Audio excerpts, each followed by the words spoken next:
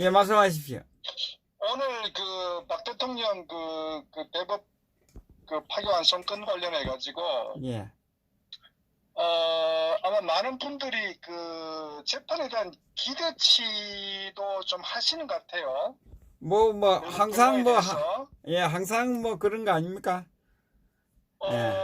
그렇죠. 이게 우리가 이제 근데 저는 본질적으로 우리가 좀 인식을 해야 되는 게 뭐냐면은, 우리가 박 대통령 탄핵에 대한 과정 결과도 사실은 이게 어떤 법적 절차나 예. 어떤 우리가 상식적으로 생각하는 그런 과정 결과에서 이루어진 게 아니고, 정말 언론과 어떤 정치꾼들의 어떤 음모, 이게 복합적으로 얽혀가지고 결국은 저는 사악한 어떤 무리들에 의해서 이 탄핵의 결과가 왔지 않습니까? 예. 그래서 아마 이게 시간이 지나면 지날수록 박 대통령 탄핵에 대해서는 상식이 있는 국민이라면은, 또 정상적으로 어떤 법을 공부한 사람이라면은, 또 정상적인 어떤 언론의 사고를 갖고 있는 어떤 언론이라면은 아마 이해할 수 없는 그런 과정과 결과가 저는 시간이 지날수록 더 명확해질 것이다, 이렇게 저는 보고 있어요. 지금도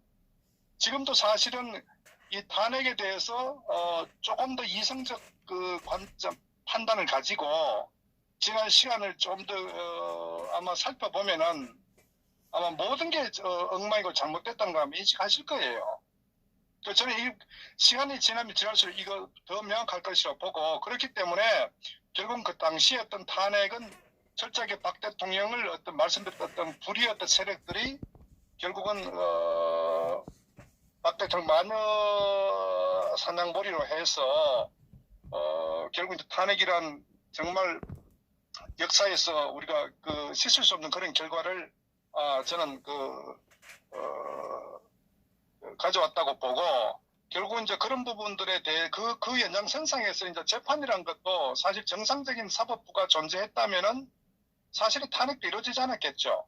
예. 그리고 어쨌거나 우리가 이제 우리가 하나 의미 있게 다시 되짚어봐야 되는 게, 1심 재판에 1심 재판에서 박 대통령께서 일주일에 거의 4회, 거의 10시간 이상을 거의 6개월간 재판을 받았잖아요. 예, 사실 김세윤이. 이게 역사적으로 전무후무하고, 이거는 뭐 굉장히 인권을 유린한 사실의 어떤 재판을 받는 사람의 어떤 방어권은 완전히 말살한 그런 재판이었거든요. 예. 그렇기 때문에 사실 이제 박 대통령이 1심 끝나고 연장할 때 그 재판은 보이콧했잖아요. 예. 더 이상 이제 재판에 대해서 신뢰할 수 없다고. 예, 저는 예. 거기에 모든 것이 다 함축되어 있다, 이렇게 저는 판단하고, 아마 대부분의 이 탄핵의 부당성에 대해서 인식하는 분들도 저는 100% 공감한다고 보고 있거든요. 예, 예. 그러니까 그렇기 때문에 사실은 이 항소를 하지도 않았고, 또 그게 그대로 뭐 확정된 상태에서 이제 검찰에서 상고를 해서 대법까지 갔는데, 저는 이미 박 대통령이 판단하는 부분은 본인 스스로도 이 탄핵 자체도 너무나 진짜 어떤 거짓의 산에 의해서 저질러진 어떤 그런 거에 대해서 뭐 명확한 입장 갖고 계시지 않겠습니까, 당사자로서. 예, 예. 그리고 재판 과정에서도 뭐 어쨌거나 전직 또 하나의 대통령으로서 헌법을 준수해야 되기 때문에 당연히 1심에서 나름의 그 고통을 감내하고서도 사실은 6개월간 정말 말도 안 되는 어떤 농단의 어떤 사법부의 농단, 이런 거짓 재판에 의해서도 묵묵하게 이렇게 버텨왔지만, 결국 이제 1심 끝나는 과정에서 구속 연장되는 걸 보면서 모든 거를 이제 본인 스스로도 할 만큼 다 했고, 더 이상은 이건 어떻게 보면은 본인이 하나의 국가 통수권자로서 사법부를 이대로 방치하면 안 된다, 저런 그런 상당한 어떤 적에 있었다고 봐요. 거부했던 건 단순하게 대통령으로서 어떤 헌법을 거부하는, 헌법을 지키지 않은 그런 측면이 아니라 법치가 사망했기 때문에 더 이상 대한민국의 어떤 현 상황은 이대로 방치하면 안 된다 하는 저는 그런 한거의 어떤 그 뜻이다. 네, 그런 6개월, 측면이 있기 6개월, 때문에 6개월 동안 도살장에 끌려가듯이 끌려 나왔잖아요. 그리고 그거는 숨으라 하는 숨은 다 대통령으로서 당했잖아요. 예. 그러니까 대통령으로서 잘못됐다는 것 충분히 인식함에도 불구하고 예. 그러나 최소한도 1심 재판에 대해서는 말씀드렸던 대통령으로서의 나름대로 악법도 법이라는 그런 측면 차원에서 이제 저는 예. 최선을 다했다 예, 이렇게 그렇습니다. 예. 보고 결국은 말씀드렸다시피 항소 포기했다는 부분에 모든 것이 함축되어 있다는 거거든 제가 드린 말씀은 예, 예. 그렇기 때문에 사실 그럼에도 불구하고 이제 많은 분들이 대법의 어떤 그 최종 확정 판결에 대해서 뭐 기대한다거나 등등 했을 때 저는 우리가 그 초심으로 돌아가고 그 당시에 어떤 그 재판의 그 시점 상황에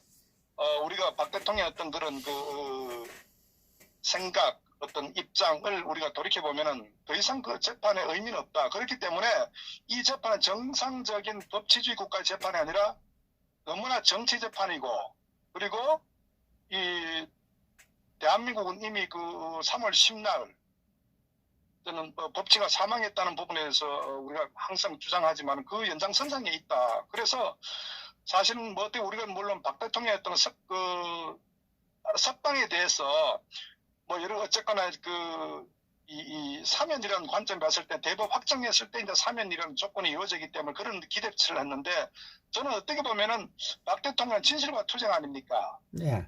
그렇기 때문에 우리도 그런 측면에서 사실은 현재 더더구나 대법원의 어떤 이 구성원들의 어떤 그런 그 측면만 보더라도 그 문재인이 정치적으로 전부 다 임명했기 때문에 사실 뭐 저는 1%도 대법원의 어떤 판결에 대해서 기대할 필요가 없다. 저는 이렇게 봅니다. 그래서 저는 어떤 투쟁이란 부분은 처음부터 그랬고 재판 과정도 그랬고 이것은 잘못된 그 탄핵이었고 진실을 왜곡시켰고 그래서 이 실체를 밝히는데 저는 그 많은 외국 국민들께서 박 대통령의 뜻의 연장선상에서 저는 그 좀 헤아려 볼 필요가 있다 이렇게 봅니다. 그렇기 때문에 총체 정리하면은 어쨌거나 탄핵 자체도 어떤 마녀 사냥몰이해서 탄핵을 시켰고 그 이후에 재판도 정상적인 민주주의 국가, 법치국가의 재판이 아닌 완전히 정치 재판이었고 정말 이 좌익에 완전히 그 예속된 그런 정치 판사들에 의한 재판이기 때문에 우리가 거기에 대해서 더 이상 어떤 1%의 일말의 어떤 기대할 필요도 없다. 저는 그렇게 좀 정리를 하고 싶어요. 그래서 앞으로도 저는 재판 자체 소위 문재인이 집권한 한 또 우리법연구회나 이런 그 정치 판사들 또 정치 검사들이 현재 어떤 그 공직에 있는 한은 전 정상적인 그 재판의 결과는 전혀 기대해서는 안 된다 이렇게 봅니다. 어차피 이 재판의 결과는 정권이 바뀌고 문재인이 감옥에 들어가고 정말 어떤 정상적인 그 국가의 이 법치 상태에서 저는 이 진실이 밝혀지고 저는 뭐 그런 측면에서 바라봐야 돼. 그렇기 때문에 박 대통령도 시간은 비록 걸리겠지만은 진실은 반드시 밝혀진다는 그 함축적 메시지가 저는 그 대한민국의 현 상황을 그대로 저는 표현하고 있다. 저는 그렇게 봅니다. 그런데 지금 문제분에 파기환송을 했지 않습니까? 그죠? 일제 그때는 이제 여러 가지 박 대통령 그 탄핵시킨 그 사항에 대해서 이제 파기환송했죠. 예, 예. 그것도 사실은 보면요. 그렇습니다.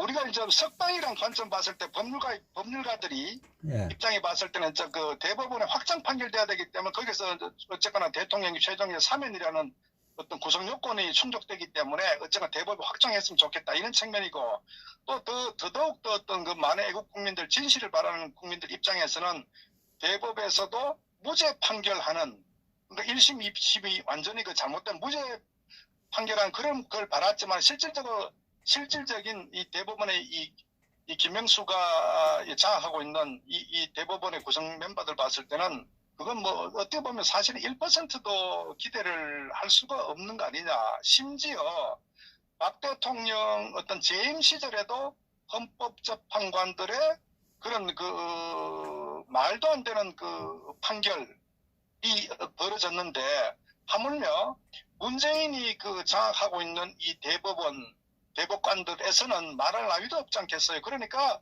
우리가 이런 그 상황을 냉정하게 좀 정확하게 좀 직시할 필요가 있다. 그렇다면은 결과에 대한 부분보다는 어쨌건 이 자체가 굉장히 잘못됐다. 이런 관점에서 우리는 투쟁의 방향성을 좀 갖고 지속적 투쟁을 해야 된다. 저는 이렇게 판단을 하는 거죠. 예. 그래도 이번 건은 그 판결을 대법원에서 해줘야 되잖아요. 결국은 파기환송한다는 이야기는 박근혜 대통령 붙들어 놓겠다. 예? 저는 여기엔 두 가지 의미가 있다고. 첫째는 예. 어쨌거나 그 확정 판결 부분에 대해서 2심에 아마 그 무죄로 아마 그 선고가 된 거라 1심은 유죄지만 2심은 무죄인 거로 제가 알고 있는데 예. 그러니까 대법에서는 어쨌거나 이거를 무죄로 한다고 했을 때는 어떤 파장이 또 있을 수 있지 않겠어요. 왜냐하면 어차피 현재 대법원의 이 판사들은 청와대에 문재인의 좌익 세력의 눈치를 보고 좌익 세력에 의해서 임명이 됐기 때문에 예. 그들을 또 의도를 외면할 수가 없지 않겠어요? 예. 그러니까 당연히 유죄를 때리려면은 그러니까 그 2심을 그 파기 환송을 시키는 게 당연한 거고. 두 번째 또 하나는 이 문제가 뭐냐면은 저는 소위 야권 우리가 그 홍준표를 왜 탄핵 오색에 집어넣느냐. 결국은 그것도 그 박 대통령 그 1심 판결 전에 결국은 출당을 시켰지 않습니까? 예. 그게 정치 사건이기 때문에 결국은 만약에 당시에도 홍준표나 이 자한당의 정치권에서 굉장히 이 사법부의 그 재판에 문제가 있다고 강력한 어떤 그 투쟁을 했었으면은 아마 사법부도 어느 정도 좀 그 눈치를 볼 수도 있을 거예요. 예. 그리고 이번에 그 대법의 판결 같은 경우도 말씀 이게 정치 재판이란 말이에요. 예. 그러니까 저들이 구성 자체가 압도적으로 뭐 한 6명 이상의 뭐 좌파들이 장악된 상태이지만 그러나 이 소위 황교안이가 단식하는 소위 자한당의 정치 세력들이 강력하게 박 대통령에 대한 이 재판의 문제점을 지적한다거나 이렇게 좀 강하게 했었으면은 저는 그것도 하나 뭐 어떤 일말에 어차피 이거는 정상적 법치적 법률적 판단보다는 정치적 판단이거든. 그렇기 때문에 그러나 그런 게 전혀 없었다 이거죠. 결국은 이 황교안을 중심으로 한 이 자유한국당의 정치 세력들이 항상 주장하는 게 박 대통령 묻고 가자. 그리고 유승민 같은 경우는 탄핵은 정당했다. 김무성의 세력이 박 대통령이 사과해라. 그러니까 현재 정치 세력 좌익 세력은 물론이고 소위 보수우파 정당이라고 하는 정치 세력들조차도 탄핵은 기정사실화됐고 기정사실화됐다는 얘기는 뭐냐면은 사법적으로 유죄를 인정시켜야 된다는 얘기거든요. 그러니까 때문에 유승민이나 김무성이는 재판에서도 대법에서도 결국은 저들이 그 정치적 소위 이 탄핵을 저지른 거에 대해서 문재인이도 마찬가지고 이 소위 보수 우파라고 주장하는 김무성이나 유승민 탄핵 주동 세력들조차도 자신들의 정치적 행위의 정당성 확보를 위해서 대법원이 사법부가 유죄를 때리기를 바라는 거예요. 그러니까 어떻게 보면 제가 근본적으로 이 재판은 정치 재판이기 때문에 당연히 유죄를 때리겠지만 현재 문재인 집권의 정당성 확보를 위해서도 탄핵은 정당했고 그것을 뒷받침하기 위해서 사법부에서 유죄로 확정을 시켜줘야 되는 거거든.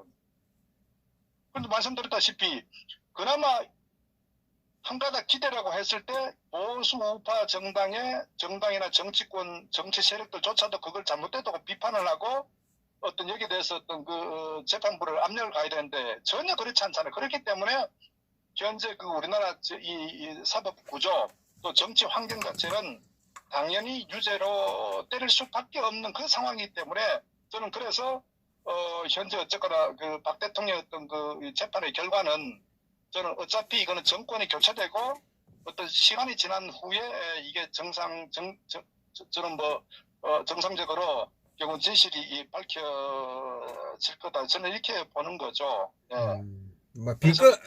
대법원이 이제 비겁하잖아요, 비겁해. 그죠? 그러니까 저는요, 비겁한 게 전 인간들이 아니죠. 악랄한, 예, 정상적인 그 교육을 받았고, 예, 상식이 있는 그 인간이라면은, 예, 양심이 있다면은, 최소한도 법이라는 거는 공정성을 가장 중시한단 말이에요. 예, 예. 법은 누구 앞에나 만일 앞에 평등하다는 게 법의 정신 아닙니까? 자유평등 정의 아닙니까? 그 대법원의 그러니까 때. 법은 항상 그 양쪽에 저울에 있어갖고 그게 어느 누구도 지위고하를 막론하고 법은 항상 평등한 게 법 정신의 핵심이라고요. 그런데 최근에 네, 현재 이루어지는 어떤 사법부 판사들 이 법관들 보면은 저는 그거 전혀 거리가 먼 그렇기 때문에 저들은 양심을 버렸고 자신들의 어떤 그 부귀 영달을 위해서 정말 가진 지저분한 더러운 짓을 하는